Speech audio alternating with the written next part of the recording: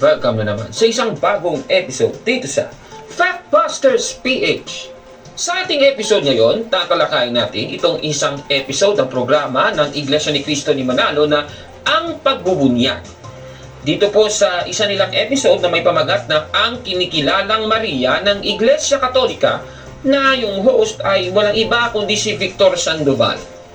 Dito po sa episode na ito ay tinalakay nila ang pagtutuligsa nila doon sa doktrina ng Iglesia Katolika. Kasi yung Iglesia Katolika naniniwala po na si Maria ay Queen of Heaven, mga kababayan. At para sa kaalaman ng ating mga kapatid, noong October 11, 1954, binanggit po ni Pope Pius XII na si Maria ay Queen of Heaven. At yan ay nakatala doon sa dokumento ng Iglesia Katolika na Ad Coeli Reginam on the Queenship of the Blessed Virgin. Ayan, yan po mga kapatid. At mula din dito, ang sabi po ni Pope Pius XII ay ganito: The Blessed Virgin Mary should be called Queen, not only because of her divine motherhood, but also because God has willed her to have an exemptional role in the work of our eternal salvation. Napakaliwanag. At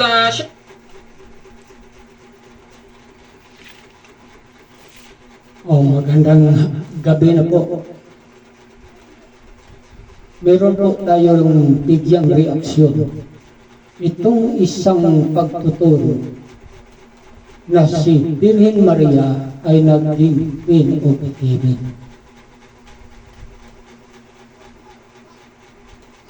Dito po pinatunayan ng isang papa at itinuturo niya na si Birhen Maria, Queen of Heaven.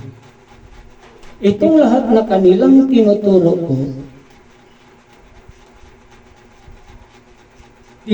po nila na si Maria ay isang reyna sa kalangitan. Ito po ang dapat nating bigyang reaksyon. Tama po kaya ang kanilang pagtuturo na si Birhen Maria ay isang reyna ng kalangitan? Ito po, patuloy nating pakinggan ang kanilang binibigay na mga talata sa Biblia para po patunayan nila na si Birhen Maria ay isang reyna ng kalangitan. Pero ang tanong natin, naunawaan ba nila ang talatang kanilang ginagamit? Ito po, pakinggan natin sila. siyempre, alam din natin na isa sa mga dasal sa Rosario ay itong Hail Holy Queen. Baka hindi ka pa nakapag-rosaryo dyan. Yan po isa sa mga dasal, mga kapatid. At alam po yan ni Victor Sandoval, itong aral ng Iglesia Katolika. Ngunit, ano na naman ba ang buwelta ni Victor Sandoval? Eto, panoorin natin. Ang Birhen Maria ng Iglesia Katolika, hindi po ang Birhen. Dito po, ang nagsalita po ang aming ministro na si Kap Victor Sandoval. At dito po, itinuturo niya ang nakasulat po sa banal na kasulatan. Pakinggan po natin. Hindi po ang Marian, ina ng Panginoon Kristo. Saan kaya nang galing? Yun ang ating itanong. Saan nang galing ang Maria na ipinakikilala po ng Iglesia Katolika? Ano po ba ang isa sa mga titulo na ikinapit ng Iglesia Katolika sa Maria na kanilang kinikilala?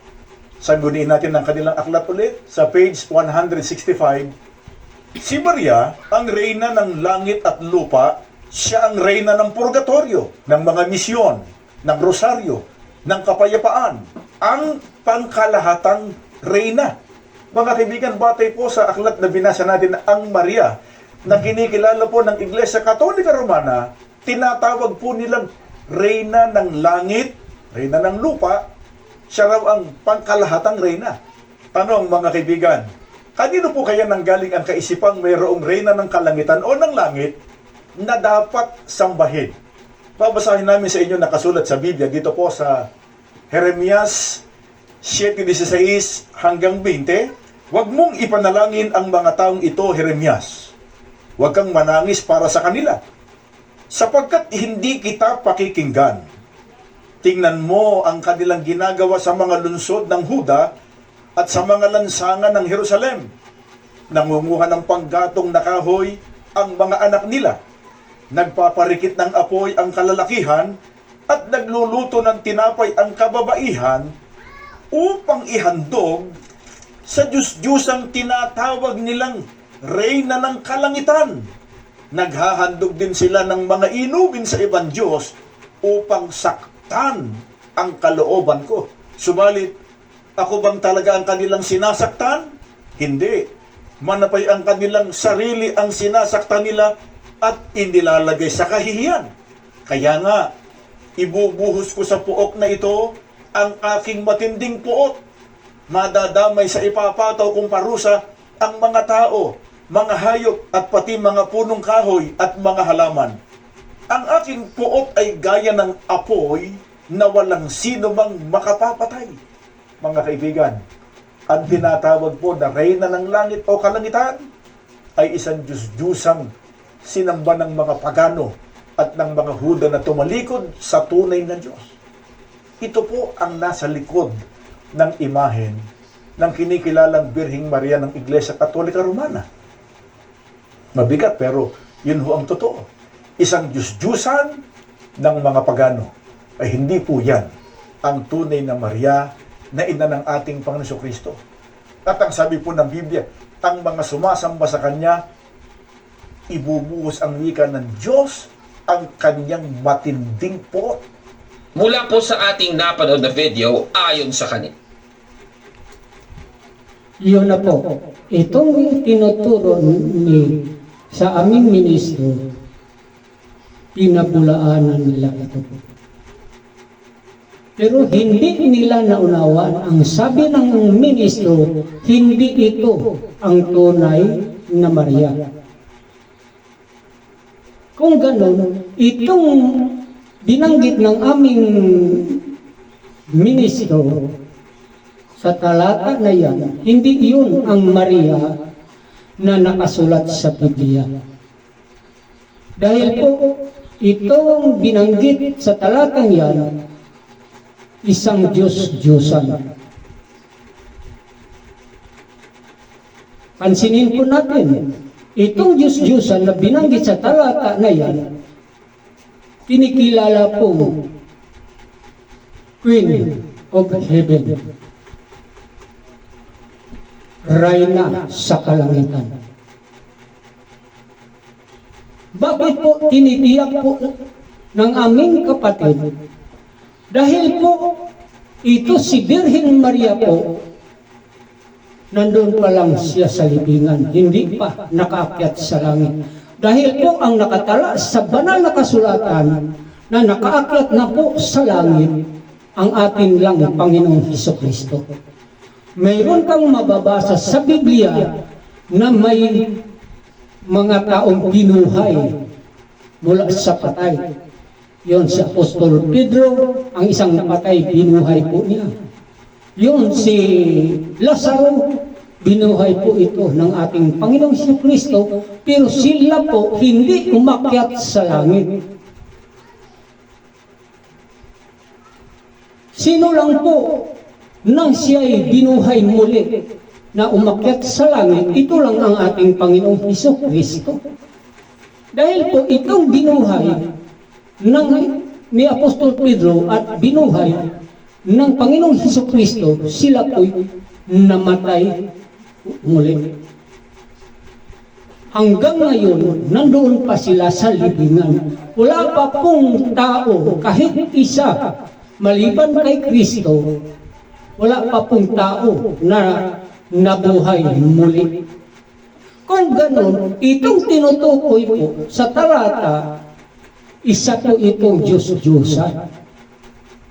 Kung ganon, sino po ang tinuturo nila na nandoon na sa langit? si Birhen Maria po ang ina ng ating Panginoong Jesucristo. Samantala, ito si Birhen Maria, nandoon pa lang sa libingan hanggang ngayon. Wala po ito sa langit. Hindi pa po ito nakaakyat sa langit. Dahil isa lang tao nakaakyat sa langit, itong si Panginoong Jesucristo. Yun po ang totoong nakasulat sa Biblia. Kung ganon ang sabi ng aming ministro na si Victor Sandoval, hindi ito ang totoong Maria. Pero pinabulaanan nila na itong tinuturo ng aming kapatid, mali po. Pakinggan natin ito. Yan. Ayon sa doktrina ng Iglesia Katolika, si Maria daw ay Queen of Heaven and Earth.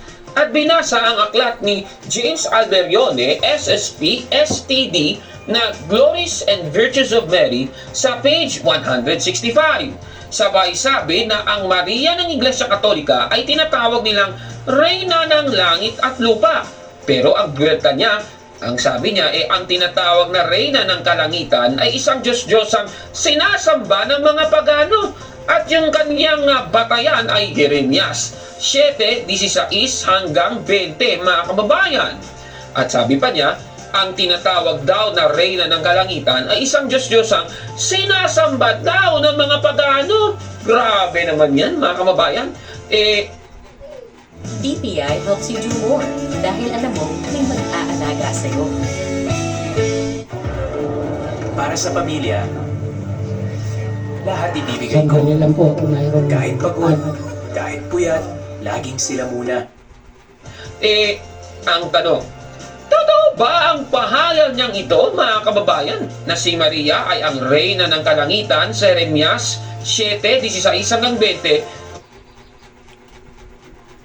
Ito po. Ako na lang ang sumagot. Dahil po itong Birhen Maria na kanilang tinuturo ko, mayroon pong nakasulat sa kanilang mga aklat. Pinatunayan po nila ito na isang Diyos, na pinakataas-taasang Diyos. Kung ganun po, tama po ang ginagamit na talata. Dahil po itong si Birhen Maria, kailanman wala kang mababasa sa Biblia na siya ay naging Diyos. Dahil po labag po ito sa nakasulat sa Matandang Tipan. Dahil po si Birhen Maria ipinanganak ng tao, samantala sa Matandang Tipan, nakasulat po sa Numeros 23:19 na ang Diyos ay hindi tao na siya'y magsisi, ni anak ng tao. Kung ganon, magturo ka ng isang Diyos na ipinanganak ng tao, anong tawag po? Diyos-Diyosan na yun. Hindi ito totoong Diyos. Dahil po ipinanganak siya ng tao. At itong si Birhen Maria, ipinanganak po ng tao. Yun din ang ating Panginoong Jesucristo. Sa talata mula sa Matandang Tipan hanggang sa Bagong Tipan, wala kang mababasa na isang ipinanganak ng tao na naging Diyos. Saan mo lang mababasa? Sa mga talatang mali ang pagkasalin. Kung ganon po, itong pahayag nila, kawangis po sa ginagamit ng aming kapatid. Bakit po? Dahil itong si Birhen Maria, wala kang mababasa sa Biblia na siya naging makataas-taasang Diyos at mautusan pa ang anak at ang ama dahil siya ang pinakataas na Diyos.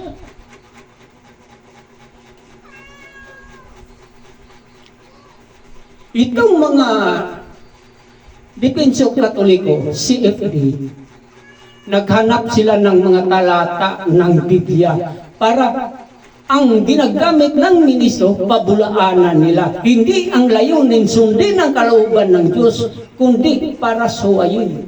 Anong kalooban ng Diyos? Mababasa mo po sa unang Korinto 2:13. Ang kalooban ng Diyos, ituro hindi sa kaalaman ng tao, kundi ituro na iwawangis ayon sa Espiritu ang mga salita na ayon sa Espiritu. Kung ganon, yung matandang tipan ay salita ng Diyos, ang bagong tipan ay salita ng Diyos, dapat po magkawangis itong dalawa. Dahil po ang banal na kasulatan, matanda at bagong tipan. Kung hindi mo ito maituro na magkawangis, ituro mo itong nagkasalungatan, kayo po ang binanggit po sa Marcos 4:10 na silang nasa labas hindi maunawaan ng banal na kasulatan, kundi para sa kanila ito po'y hiwaga. Hindi nila maituro ang kalooban ng Diyos. Dapat po sa pagturo, magkawangis ang dating tipan at ang bagong tipan. Dahil po, lalo na, ang banggitin natin, ang pagka-Diyos sa Diyos, magkawangis yun sa itinuturo ng mga apostol at sa itinuturo ng ating Panginoong Hesukristo.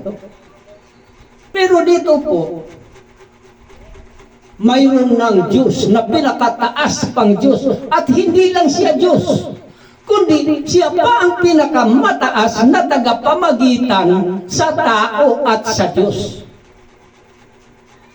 Dubli po ang tungkulin nitong si Birhen Maria. Samantala, sa Biblia, wala kang mababasa na ang itong Birhen Maria na ina ng ating Panginoong Hesukristo, na siya po'y isang Diyos. Dahil po, siya'y alipin lang. At wala kang mababasa na ito si Birhen Maria ay naging Queen of Heaven na. Bakit po? Nasa libingan pa siya hanggang ngayon. Sino lang po ang nakakyat sa langit? Ang ating lang Panginoong Hesukristo. Mababasa po yan. May talata po yan sa Biblia na ang mga patay mula noon hanggang ngayon nanatili pa sa libingan. May patunay ba sila na si Birhen Maria umakyat na sa langit at naging Queen of Heaven? Sa anong paraan? Maging Queen of Heaven, hindi pa nakakaakyat sa langit. Natural po. Kaya dito po, pakinggan natin sila. May mga talata po silang ginagamit para po patunayan na si Birhen Maria ay Queen. Hindi natin ito tinutulan. Tama po ang talata po. Dahil ang binabanggit sa mga talata, yung mga hari dito sa lupa. Katulad ni Haring Nabucodonosor. Anong tawag? Sa kanyang asawa. Di ba? Reyna. Natural po. Pero itong si Birhen Maria, iba po ito. Dahil po, ang ating Panginoong Hesukristo, siya lang pong nakaakyat sa langit. Totoo naman na itong si Birhen Maria ay ina ito ng ating Panginoong Hesukristo na pinangakuan na siya'y maging hari sa iglesia. Natural naman, kung naging hari na ang ating Panginoong Hesukristo, yung ina niya, natural, Reyna po ito.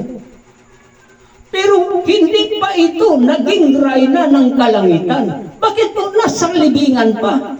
Hindi pa ito nakakyat sa langit. Sino pong ilang tinutukoy dyan na nasa langit na? Ito pong nakasulat na binanggit ng aming kapatid na Reyna ng kalangitan, isang Diyos-Diyosan ng mga pagano. Dahil wala pa po sa langit ang ating Panginoon, si Birhen Maria. Isa pong salungat na pagtuturo ang kanilang ginagamit. Pinabulaanan lang nila. Para po, hindi ang layunin, sundin ang kalooban ng Diyos, kundi para suwayin dahil po sa kanilang ama na sinungaling. Napakalinaw po sa nakasulat sa Biblia na itong Birhen Maria nasa libingan pa, hindi nakakyat sa langit. Ang nakakyat lang po sa langit, ito lang po kanyang anak na si Panginoong Hesukristo. Na ngayon ituro nila na isang Queen of Heaven samantala nandun pa sa lupa. Anong nangyari? Kawagis na kaya yung pagtuturo na yan? Hindi na po nagkawagis, nagkasalungatan na.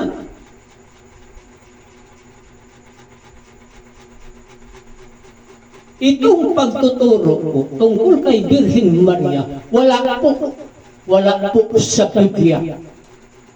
Dahil po ang Birhen Maria nasa libingan pa, hindi nakaakyat sa langit. Kung gano'n, sino itong tinuturo nila? Na nandoon na sa langit, naging Queen of Heaven na. Yung tinuturo ni kapatid Victor Sandoval na isang Diyos-Diyusan ng pagano na tinatawag Queen of Heaven. Pero hindi nila ito matanggap, pinabulaanan nila ito dahil po naghanap naman sila ng mga talata. Yung mga talatang nakasulat sa Biblia na kanilang hinahanap, yung mga hari na naging hari dito sa lupa mula noon, mula sa matandang tipan, naghanap sila po. Pero natural po, dahil ang mga hari dito sa lupa, mayroong rain na. Wala kang mababasa sa Biblia na ang mga hari dito sa lupa, walang rain na. Iba po ito ang sitwasyon ng ating Birhen Maria. Sobra po ang kanilang pagkilala. Kung ganon, dahil sa sobra pong pagkilala, nakalimutan na nila ang nakasulat po sa Apokalipsis 22:18 at 19. Anong nakasulat po? Kahit anong talata ng Biblia na dagdagan, hindi makapasok sa kaharian ng Diyos. At kung bawasan, hindi rin makapasok sa kaharian ng Diyos. May parusa po. Mababasa sa talata na yan. Anong binanggit? Ang parusa na nakasulat po sa banal na kasulatan. Ano pong nakasulat sa banal na kasulatan na parusa, inihanda ng Diyos sa mga taong lumabag sa kautusan? Yung nagniningas na apoy. Na sa ibang pagkasalita, hindi makapasok sa kaharian ng Diyos. Kung ganun, ang talatang yan dapat katakutan nino mang magtuturo. Dahil po may babala. Pero anong ginawa nila? Ginawa nila na Diyos itong si Birhen Maria. Hindi lang reyna ng kalangitan, kundi ginawa pa nilang Diyos. Kung ganon, sinong nagawa dyan? Ang Apostolika Romana lang. Wala kang mababasa na ito si Birhen Maria ginawa sa Diyos na Panginoon at ginawang reyna ng kalangitan, ginawang tagapamagitan, ginawang Diyos na pinakataas sa lahat ng mga Diyos. Wala kang mababasa sa banal na kasulatan. Kung ganon, sino lang ang gumawa yan? Itong Iglesia Katolika. Mababasa yan sa mga aklat na kanilang sinusulatan. Dahil po yung mga dagdag at bawas, hindi na po ito mababasa. Dahil po, tapos na po ang banal na kasulatan. Makita mo lang yan Mabasa mo lang yan, mapakinggan mo lang yan sa kanilang pagtuturo at mababasa mo lang yan sa kanilang mga aklat na sinusulatan tungkol po sa kanilang pananampalataya. Kung ganon po, sila lang po ang nagturo na itong Birhen Maria naging Queen of Heaven. Sa anong paraan po itong maging Queen of Heaven samantalang nasa libingan pa? Hindi pa nakakyat sa langit.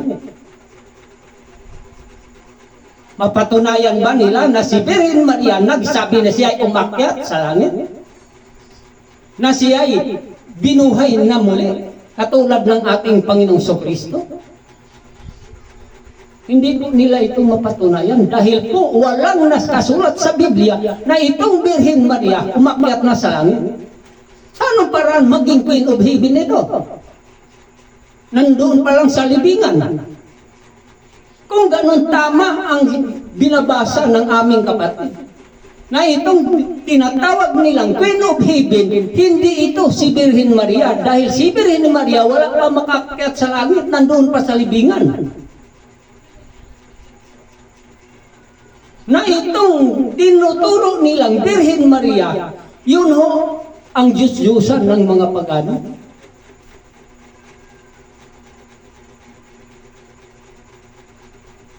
Pinabulaanan nila ito. Pero silang malinaw na talatang mababasa sa Biblia na ito si Birhen Maria nandoon na sa langit. At si Birhen Maria binuhay na pong muli at umakyat sa langit. At wala pong mababasa sa Biblia na ito si Birhen Maria ay naging tagapamagitan, naging mataas na tagapamagitan sa Diyos at sa tao. At walang mababasa sa Biblia na ito si Birhen Maria ginawa sa Diyos na pinakataas na Diyos. Under pa po ang Ama at ang Anak. Tinuturo nilang Diyos ang anak, pero under pa po. At ang tunay na Diyos, under pa po nito ni Birhen Maria. May mga aklat tayong mababasa dyan. At noong pinupos ko po noon, ilang araw na ngayon, binabasa po ang mga aklat na kanilang ginagawa. Na ito ang katunayan sa nakasulat sa Apokalipsis 22, 18 at 19. Na dyan lang mababasa. Hindi na mababasa sa banal na kasulatan. Kung ganun po, itong pagtuturo po nila kay Birhen Maria, sila lang po ang gumagawa. Kung gayon, sino po ang pinakataas? Ang ginagawa o ang gumagawa? Di ba ang pinakataas po ang gumagawa? Kung ganon, kung tawagin natin Diyos si Maria, sino po ang pinakataas na Diyos? Itong Iglesia Katolika. Dahil po nagawa nila itong si Birhen Maria na pinakataas ang Diyos.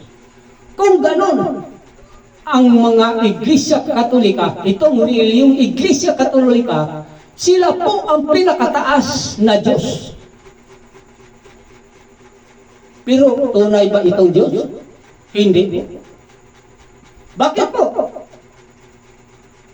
Mababasa po ang tunay na Diyos sa banal na kasulatan. Isa lang pong talata, banggitin ko po. Itong nakasulat sa Numeros 23:19, magawa pa po nila itong pabulaanan na ang tunay na Diyos hindi ipinanganak ng tao at ang tao ay ipinanganak, hindi pwedeng ituro na siya ay Diyos dahil ang Diyos po hindi ipinanganak ng tao. Anong nakasulat po? Ang Diyos ay hindi tao na siya ay magsinungaling. Ni anak ng tao na siya ay magsisi. Kung ganon, magturo ka na isang Diyos na ipinanganak ng tao, yun sa talatang numeros, sa matandang tipan, saan mo iwawangis? Nagkasalungatan ako. Kung ganon, para maituro nila na si Jesucristo ay tunay na Diyos, gumagamit ng maling salin, yung Hebreo 1:8. Anong nakasulat? May binanggit po dyan sa 1:8 na itong anak. Kung ganon, maging Diyos pa ito? Salungat na po ito sa Hebreo. Ang Hebreo, salungat po. Ang nakasulat sa Hebreo 1:8, salungat po sa Numeros 23:19. Hindi lang, pansinin niyo, hindi lang sa Numeros 23:19 sa matandang tipan hanggang sa bagong tipan, salungat po ito. Bakit po? Nandun lang sa katapat na talata, sa sunod na talata, sa 9. Kung ito, ang 8, tamang pagkasalin, kawangis po ito sa 9. Bakit po itong dalawang talatang magkasunod, nagkasalungatan? Hindi lang sa matandang tipan salungat, sa bagong tipan naman salungat. Bakit tinitiyak po namin na itong sa 9 hindi maling pagkasalin? Dahil po, itong sa 9, kawangis po sa mga itinuturo ng mga apostol na mababasa po sa unang Korinto, mababasa po sa Juan 17:1 hanggang 3, at mababasa po sa unang Korinto 8:6, na itong 8:6 pinabulaanan na po nila ito. Bakit po? May binanggit naman sa 8:6. Anong banggit dyan? Na itong ginagawa ng Diyos ay sa pamamagitan ni Kristo. Dito po ang kanilang kaisipan na si Jesucristo po, siya po ang gumagawa. Hindi nila po sinusuring mabuti. Dahil po itong si Jesucristo, ginawa lang siyang ano? Siya po ang dahilan ginagawa ng Diyos ang lupa at langit. Dahil itong ginagawa sa Diyos para kay Kristo. Hindi si Kristo ang gumagawa. Nasa maling pag-unawa at nasa maling pagtuturo, hindi na po magkawangis. Dahil po ang talata sa 8:6 sa unang Korinto, loob lang yan sa talatang yan. Kung ang ilang pagtuturo, hindi na nagkawangis. Nagkasalungatan na po. Pero itong lahat po na nakasulat sa Biblia, matandang tipan at bagong tipan, magkawangis lahat yan. Walang nagkasalungatan, lalo na po ang bagong tipan. Walang nagkasalungatan na mga talata. Kung may mababasa ka po, nasalungat na po ito sa matandang tipan at salungat na po ito sa kasunod na talata, ay maghanap ka ng iba. Dahil po yan na talata, maling pagkasalin. Dahil po ang Biblia po, hindi na ito sinamahan ng Diyos ang lahat ng nagsalin. Sino lang po ang sinamahan ng Diyos? Itong mga banal na kasulatan. Pero ang Biblia po, hindi na po ito sinamahan ng Diyos. Kanila na lang pong sariling pag-unawa. Yun ang dahilan. Maraming talata po sa Biblia na mali na pagkasalin. Yun ho ang dahilan. Ipinasulat po sa unang Korinto 2:13 na dapat ituro po ang kalooban ng Diyos, hindi sa kalaman ng tao, kundi ituro na magkawangis ayon sa Espiritu. Ang mga salita ayon sa Espiritu. Yun po ang kalooban ng Diyos dahil nalalaman na ng Diyos na dumating ang panahon dahil po ang magsalin hindi na po kinasihan ng Diyos. May mga salin na pong mali. Yun ang dahilan na tumatawag na po siya ng mga sugo. Ang unang sugo po sa Iglesia ni Cristo, yun ang ating Panginoong Jesucristo. Pero hindi po ito binigyang pansin. Binasa lang po, pero hindi binigyang pansin, hindi pinahalagahan. Pero itong pagkasugo ng ating Panginoong Jesucristo, pinaka-importante dahil po siya ang dakilang sugo sa panahong Kristiyano. Yung mga apostol, ikalawa lang po sila. Dahil po ang ating Panginoong Jesucristo makyat na sa langit. Hindi na po siya makapagturo dito sa lupa. Yung ang dahilan, itagubilin niya sa kanyang mga apostol na sila po magpatuloy sa pagturo dahil hindi niya siya makaturo, umakyat na po siya sa langit. Kung ganon, itong mga sugo, napaka-importante.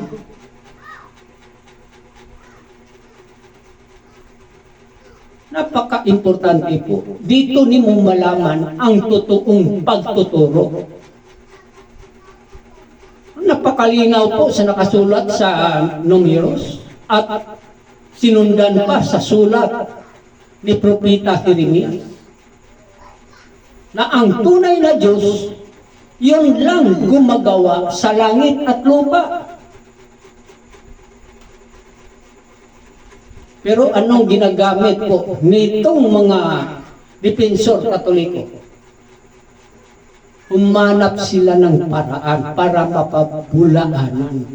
Hindi ang layunin na sundin ang kalooban ng Diyos, kundi para mapabulaanan yung pagtuturo ng ministro ng Iglesia ni Cristo. Ano ginawa nila? Gumamit sila sa salitang Hebro. Pero ang salitang Hebro, hindi buo na isang talata ng Biblia.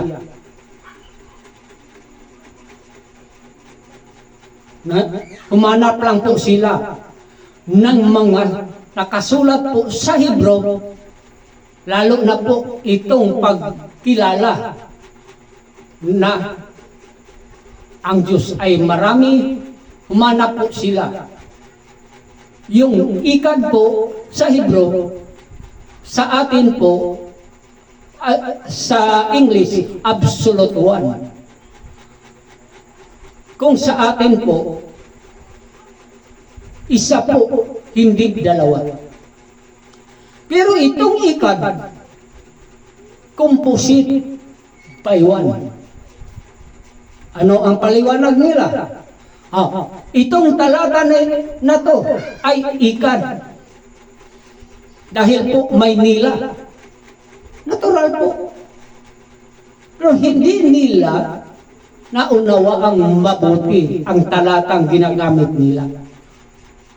Ilalang pong ginagamit ang Hebro para pabulaanan po ang nakasulat sa Biblia.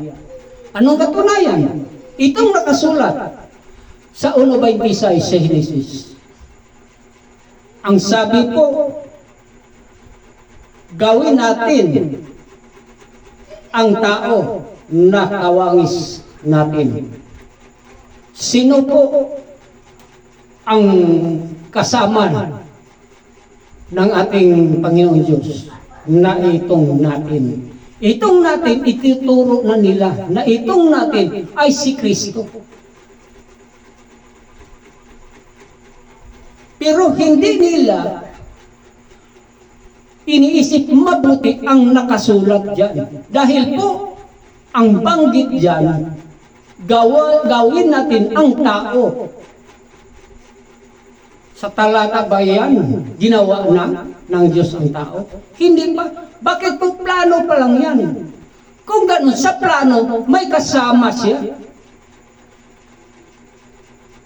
Pero ituro nila na ang kasama dyan, si Kristo. Yun ho ang natin. Dahil po maraming Diyos na kanilang tinuturo. Kung gano'n, nandyan si Kristo, nandyan naman si Birhen Maria. Na itong Kristo, kung basahin mo po sa matandang tipan, nasa kaisipan siya ng Diyos noong una. Kung gano'n, tama po, kawangis po ang nakasulat sa unang Korinto 8:6. Dahil po nasa kaisipan ng Diyos ang ating Panginoong Hesus Kristo, hindi pa siya existido na mayroong laman at buto, nasa kaisipan na siya ng Diyos. Kung ganon, tama po ang paggawa ng Diyos sa langit at lupa para kay Kristo yan. Hindi para kay kanino. Tama po, kawangis sa nakasulat sa unang Korinto 8:6 na ang lahat ng mga bagay ginawa sa Diyos sa pamamagitan ni Kristo. Dahil po itong lahat ng ginawa sa Diyos para kay Kristo. Hindi niya ito ginawa sa iba, para sa iba, kundi para kay Kristo. Hindi ibig sabihin na itong ginawa niya para kay Kristo, si Kristo na ang gumagawa. Nasa maling pagtuturo, maling pag-unawa.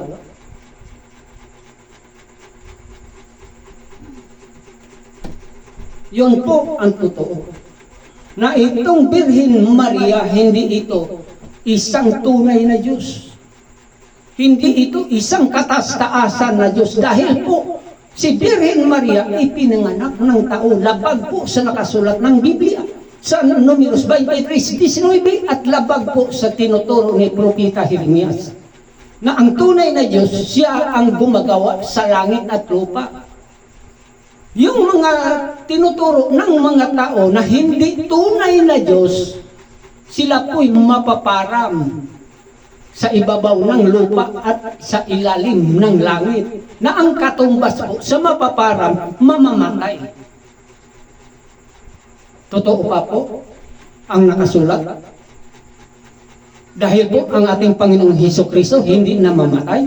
Dahil po ang ating Birhen Maria hindi mamamatay. Totoo po ang nakasulat ng banal na kasulatan na sila po'y mapaparam. Sino po itong mga Diyos-Diyosan na itinuturo nila? Pero itong nakasulat sa Biblia na totoong Maria, totoong Panginoong Hesukristo, hindi iyon ang tinuturo nila. Iba po itong tinuturo nila na Panginoong Hesukristo. At iba pong Maria ang kanilang tinuturo. Dahil po wala sa Biblia. Dahil po hindi pwedeng tawagin itong si Birhen Maria na Queen of Heaven. Bakit po? Nandun pa lang sa libingan hanggang ngayon. Hindi pa nakakyat sa langit. Pero kung sabihin nila na kung umakyat sa si Birhen Maria, maging Queen of Heaven na, yan. Dahil po, ang kanyang anak ay maging hari. Pero pagka ngayong oras na to, hindi pa siya naging Queen of Heaven. Bakit po? Nandun pa lang siya sa libingan. Maling pagtuturo yun na isang Diyos-Diyosan. Na ang katumbas nito, ang tunay na pinakataas na Diyos, itong gumagawa, hindi ang ginagawa. Dahil po itong si Birhen Maria, ginagawa lang nila itong pinakataas na Diyos. Sino ang pinakapangyarihan sa lahat? Itong Iglesia Katolika. Dahil po nagawa nilang gawing Diyos ang hindi Diyos.